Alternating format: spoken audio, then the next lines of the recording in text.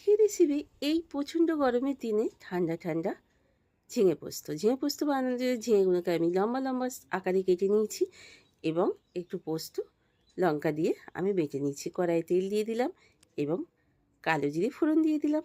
কালো জিরে ফোড়ন দিয়ে দেবার পর আমি ঝিঙেগুলোকে দিয়ে বেশ ভালো করে অনেকক্ষণ থেকে কষিয়ে নিলাম, কারণ ঝিঙে থেকে জানেনই আপনারা জল বেরোবে। তো সেই জলটা যাতে অনেকটা বেরিয়ে যায়, তার উপরে আমি আবার ঝিঙেতে লাগলে জল দেবো, বা পোস্ততে তো জল আছেই। তো চলুন, একটু কালারের জন্য অল্প একটু হলুদ আর একটু স্বাদের জন্য নুন আর মিষ্টি তো অবশ্যই দেব। তো চলুন, ওপর থেকে আমি পোস্তটা দিয়ে দিলাম। পোস্তটা দিয়ে ঝিঙেতেও জল বেরিয়েছে আর পোস্ততেও মোটামুটি অনেকটাই জল ছিল।